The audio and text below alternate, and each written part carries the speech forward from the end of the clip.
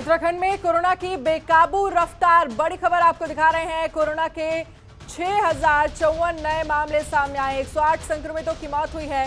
उत्तराखंड में बुधवार को कोरोना के 6054 मामले सामने आए, वहीं 108 कोरोना संक्रमितों की मौत भी हुई है।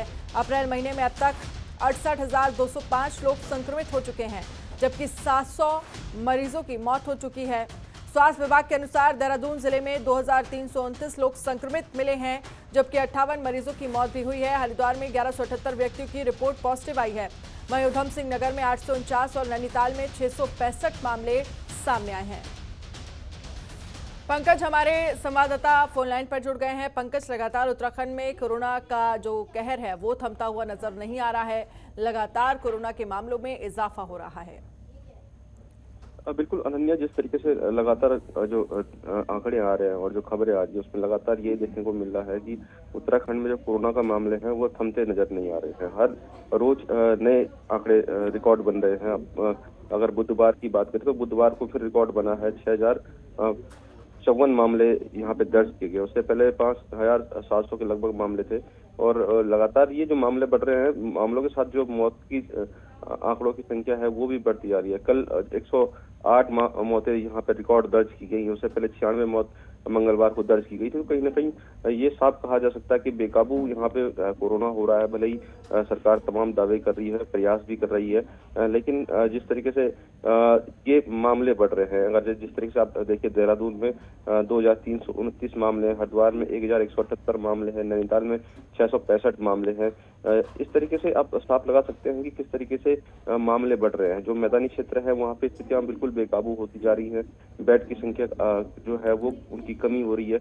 अब ये जरूर है कि सरकार कोशिश कर रही है कि नए अस्पतालों को यहाँ पे खोला जाए, नए कोविड सेंटर बनाए जाए, लेकिन ऐसा ना हो कि ये सेंटर तब खुले जब मामला बेकाबू हो जाए।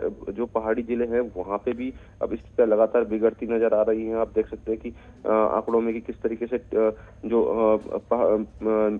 पहाड़ी जिले हैं, जैसे टिहरी है, वहाँ पे 109 मामले आए, अल्मोड़ा में 140 मामले थे, कल पौड़ी में 171 मामले थे, ऐसे चमोली में 175 मामले थे, चंपावत में 153 मामले थे, बागेश्वर में 128 मामले थे। तो आप लगा सकते हैं कि किस तरीके से वहाँ पे भी लगातार जो है संख्या बढ़ती जा रही है। और जो सबसे बड़ी बात है कि अब वहाँ पे अगर जो पहाड़ों की बात करें तो वहाँ पे इतनी बेहतर स्वास्थ्य सुविधाएं नहीं है कि वहाँ पे कोरोना को बहुत जल्दी काबू पाया जाए।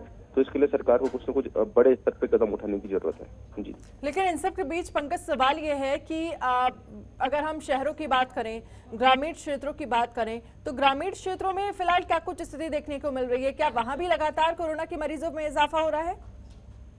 बिल्कुल अनन्या, जिस तरीके से कल के आंकड़े हैं या परसों के आंकड़े हम अगर कोरोना पॉजिटिव की उठा के देखें तो लगातार जो पहाड़ी क्षेत्र हैं वहाँ पे मामले बढ़ते जा रहे हैं। पौड़ी जिले में मामले बढ़ रहे हैं, चंपावत में मामले बढ़ रहे हैं, टिहरी जिले में मामले बढ़ रहे हैं, अल्मोड़ा में मामले बढ़ रहे हैं। तो लगा सकते हैं कि आप पहाड़ी जो क्षेत्र है वहाँ लगातार जो मामले बढ़ रहे हैं वो आगे आने के लिए बहुत बड़ा खतरा सरकार के सामने हो सकता है, क्योंकि जो पहाड़ों में है वहाँ पे एक डॉक्टर नहीं है, स्वास्थ्य सुविधाएं प्रॉपर नहीं है, कम हॉस्पिटल्स है, कर्मचारी नहीं है। तो अगर इस तरीके से लगातार जो अगर पहाड़ों में मामले बढ़ते रहे तो सरकार के लिए आने वाला समय बहुत मुश्किलों भरा होगा। और खासकर जो लोग हैं, अगर गाँव में जिस तरीके से मामले फैल रहे हैं तो कहीं ना कहीं अब सरकार को और बृहद स्तर पर गाँव की तरफ काम करना पड़ेगा।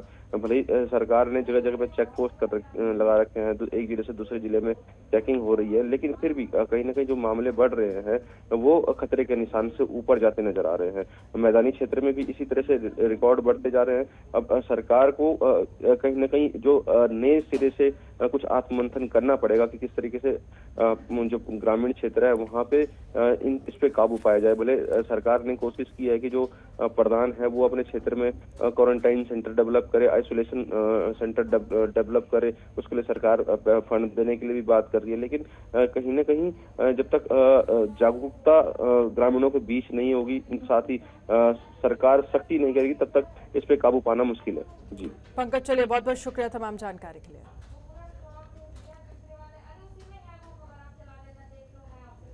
मुख्यमंत्री तीरथ सिंह रावत ने आज मुख्यमंत्री आवास में national highway and infrastructure development corporation limited की ओर से प्रदान की गई 2 बहुउपयोगी लाइफ सपोर्ट एम्बुलेंस जनता को समर्पित की।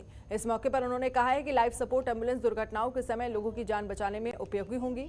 इसके लिए उन्होंने कॉरपोरेशन के प्रयासों की सराहना की है। मुख्यमंत्री ने कहा कि इस तरह की अत्याधुनिक सुविधाओं से लैस मल्टीपर्पज एम्बुलेंस उत्तराखंड के लिए बहुत उपयोगी हैं। कोशिश की जाए कि चमोली और उत्तरकाशी की तरह अन्य जिलों में भी इस तरह की अत्याधुनिक सुविधा से एम्बुलेंस की व्यवस्था कराई जाए।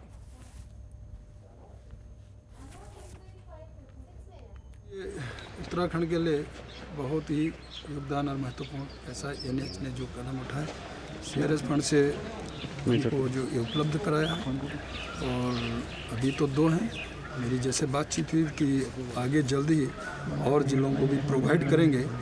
और इस एम्बुलेंस से यानी कभी कोई एक्सीडेंट हो जाता है तो कई बार मैं देखता था कि उठाने वाला तक भी नहीं रहता था, और कई उसको जब घंटे हो जाते थे तो ब्लड उसका जब निकलता था और उसको उठाने वाला नहीं रहता था, तो उसी में उसकी कई बार मृत्यु हो जाती थी। इसके रहने से, क्योंकि ये जो एम्बुलेंस है और इसके अंदर जिस तरह सारे उपकरण हैं, ऑक्सीजन से लेकर के, और आपका एक स्ट्रेचर तो है ही, लेकिन साथ में पहाड़ी में यदि हो गया तो वहाँ के लिए भी दूसरा एक इस तरह उठाने का और जो व्यवस्था दी है। मैं सोचता हूँ कि पहली बार ऐसा एक एम्बुलेंस इस प्रकार की पहाड़ को मिल रही है, उत्तराखंड को मिल रही है। उत्तराखंड में बढ़ते कोविड संक्रमण को देखते हुए मुख्यमंत्री तीरथ सिंह रावत ने राज्य हित में महत्वपूर्ण निर्णय लिया। उन्होंने विधायक निधि से 1 करोड़ रुपए तक के कोविड कामों को करवाने के लिए स्वीकृति दी है। मुख्यमंत्री के निर्णय के बाद अब प्रदेश के सभी विधायकगण अपनी विधायक निधि से अपने अपने विधानसभा क्षेत्रों में कोविड रोकथाम संबंधी जरूरी व्यवस्थाओं पर 1 करोड़ रुपए तक खर्च कर सकते हैं। वर्तमान में कोविड की परिस्थितियों को देखते हुए मुख्यमंत्री तीरथ सिंह रावत ने यह निर्णय लिया है। मुख्यमंत्री तीरथ सिंह रावत ने सभी विधायकगणों से अपेक्षा की है कि वो तुरंत अपने अपने क्षेत्रों में कोविड की रोकथाम के लिए हर संभव प्रयास करेंगे और विशेषकर सुदूरवर्ती इलाकों में रह रहे लोगों को कोविड की जंग जीतने में मदद करेंगे।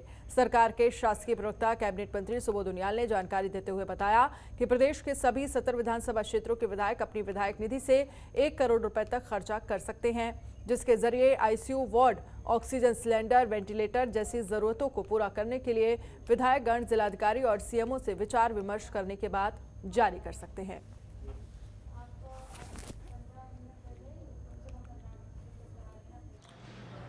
एक बहुत महत्वपूर्ण निर्णय आज हमारी सरकार ने लिया। मुख्यमंत्री जी ने आज प्रदेश के सुदूर क्षेत्र में भी आम व्यक्ति को कोविड की जंग को जीतने का में मदद दी जा सके, इसके लिए एक बहुत ही महत्वपूर्ण निर्णय लिया सरकार ने। मुख्यमंत्री जी के द्वारा घोषणा की गई है कि इस प्रदेश के 70 विधानसभा क्षेत्र जिस तरह हैं, हर विधायक अपनी विधायक निधि से अपने विधानसभा क्षेत्र में 1 करोड़ रुपया कोविड की जंग में आम आदमी को मदद पहुंचाने के उद्देश्य से 1 करोड़ रुपए का खर्चा कर सकता है विधायक निधि से, जिसके माध्यम से वो आईसीयू वार्ड्स हो, वेंटिलेटर्स हो, ऑक्सीजन सिलेंडर्स हो और अन्य तमाम तरह की सुविधाएं जो कोविड की जंग में आवश्यक है, उनको उस पर 1 करोड़ रुपए खर्चा करने का जो आज ये एक अधिकार दिया, जिसमें माननीय सम्मानित विधायक जिलाधिकारी और सीएमओ के साथ विचार विमर्श करने के बाद किस हॉस्पिटल में क्या आवश्यकता है उसकी आपूर्ति कर सकता है। आयुष और आयुष शिक्षा मंत्री हरक सिंह रावत ने विधानसभा स्थित कार्यालय में होम्योपैथिक, आयुर्वेदिक और यूनानी चिकित्सा सेवाओं के अधिकारियों के साथ कोविड-19 के संबंध में आपातकालीन बैठक की। बैठक में आयुष मंत्री ने होम्योपैथिक और आयुर्वेदिक विभागों के अधिकारियों को हर जिले में लोगों की कोविड-19 से संबंधित निःशुल्क सहायता देने, आयुष किट प्रदान करने और इससे संबंधित लोगों की काउंसलिंग करने के साथ आयुष हेल्प डेस्क स्थापित करने के निर्देश दिए। साथ ही उन्होंने बताया कि इसके लिए दोनों विभागों को कुल 5 करोड़ 85 लाख रुपए की धनराशि सरकार की ओर से तुरंत दी गई है।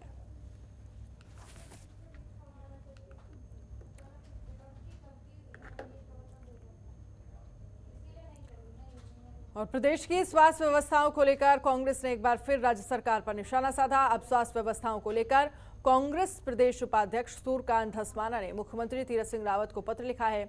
पत्र को लेकर सूर्यकांत धस्माना का कहना है कि मैंने मुख्यमंत्री को राज्य की बदहाल स्वास्थ्य सेवाओं में सुधार के लिए पत्र लिखा है। साथ ही उन्होंने बताया कि प्रदेश के स्वास्थ्य विभाग में खाली पड़े पदों को भरे जाने, अस्पतालों में ऑक्सीजन युक्त बेड और रेमडेसिविर इंजेक्शन की उपलब्धता बढ़ाए जाने समेत स्वास्थ्य विभाग में वर्तमान में कार्यरत कर्मचारियों का मानदेय बढ़ाने की मांग की है। देखिए, उत्तराखंड की ध्वस्त स्वास्थ्य व्यवस्थाओं के बारे में आज प्रदेश कांग्रेस कमेटी की तरफ से मैंने मुख्यमंत्री जी को फिर एक पत्र लिखा और मैंने पत्र में उनको वास्तविकता, जो बयानबाजी सरकार की तरफ से स्वास्थ्य विभाग की ओर से हो रही है और जो वास्तविकता है उसके बारे में उनसे निवेदन किया है कि आज जो राज्य में सबसे बड़ा अस्पताल देहरादून के अंदर है, दून अस्पताल मेडिकल कॉलेज जो है, उस दून मेडिकल कॉलेज में नर्सिंग स्टाफ की भारी कमी है। जो नर्सिंग स्टाफ वहाँ कम से कम 1000 होना चाहिए, उसकी जगह उसके सापेक्ष 350 नर्सिंग स्टाफ वहाँ पर उपलब्ध है।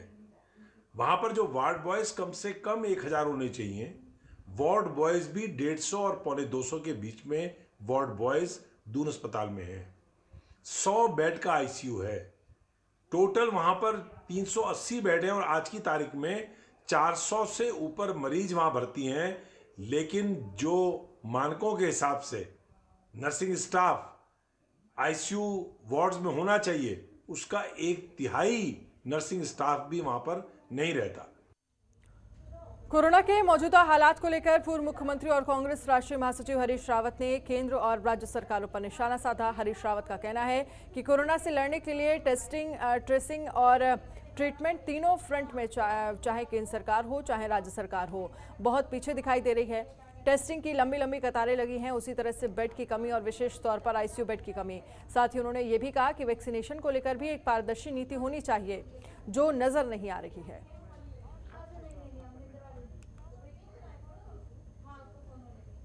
कोरोना से लड़ने के लिए टेस्टिंग, ट्रेसिंग एंड ट्रीटमेंट, और ये तीनों फ्रंट पर इस समय चाहे केंद्र सरकार हो चाहे राज्य सरकारें हों, बहुत पीछे दिखाई दे रही हैं।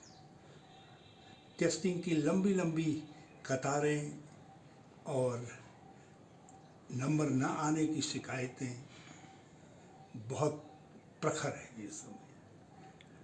उसी प्रकार से बेड की कमी और विशेष तौर पर आईसीयू बेड की कमी, ऑक्सीजन की कमी पर रोज समाचार पत्रों में बहुत कुछ छप रहा है। दवाइयों की जिस तरीके से कालाबाजारी हो रही है, वो मिल नहीं पा रही है, उपलब्धता नहीं बनी हुई है, वो एक चिंताजनक स्थिति।